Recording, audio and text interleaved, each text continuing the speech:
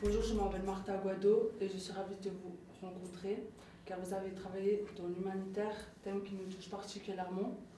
Et en plus, je désirerais travailler dans ce domaine plus tard. Monsieur Jean-Marie Fakouré, voici ma première question.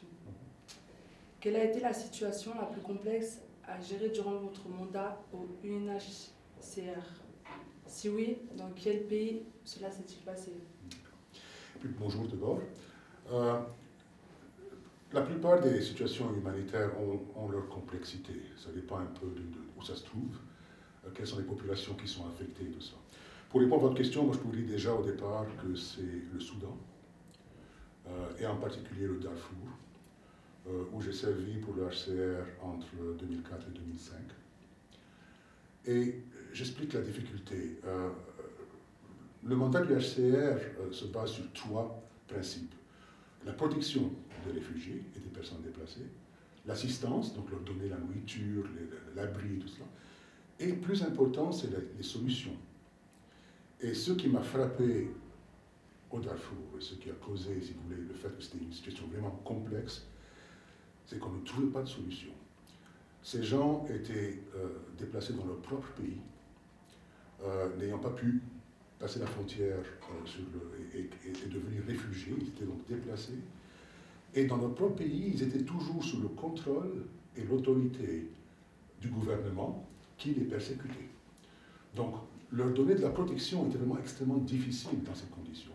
Vous avez travaillé à la fois dans des bureaux et sur le terrain. Qu'est-ce qui vous a passionné le plus? Être dans un bureau ou sur le terrain? C'est une bonne question. Et si vous la posez à n'importe quel autre humanitaire, je pense qu'ils auront toutes la même réponse.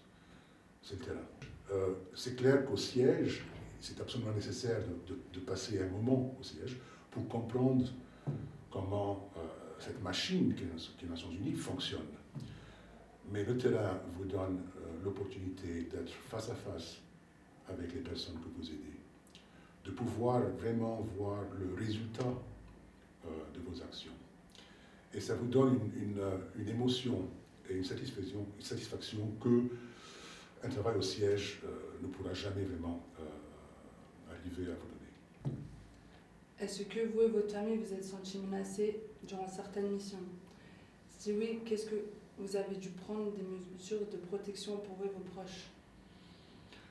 Ma première mission sur le terrain était en 84, jusqu'à 86, et là je suis parti avec mon épouse et mes deux filles qui avaient 4 ans et 2 ans, et on a passé 2 ans en Somalie.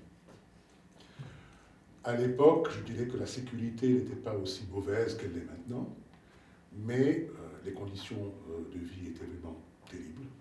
Et il y avait aussi, je dirais, une sécurité due à la criminalité. Parce que c'est clair que nous étions des internationaux dans un pays très pauvre, et ça pouvait donc attirer certaines menaces. En ce qui me concerne à moi, la situation qui était que je considère la plus dangereuse, était en Irak, où j'ai passé donc 2 ans à Bagdad pendant la guerre civile entre 2006 et 2007. Et là, vraiment, je me suis senti vraiment vulnérable, si vous voulez. Par contre, les Nations Unies ont commencé à mettre en place pas mal de mesures de sécurité qui sont assez dures, je dirais. Et je pense que finalement, si on va trop loin dans cette voie de se sécuriser, ça risque de faire une barrière entre nous et les personnes qu'on est là pour aider. Donc, voilà, c'est tout ce que je peux vous dire. Monsieur Jean-Marie Fakouré, je vous remercie infiniment de m'avoir accordé cette interview qui m'a appris beaucoup de choses sur le rôle que joue l'ONU dans l'humanitaire. Merci. C'est moi qui vous remercie, Martha.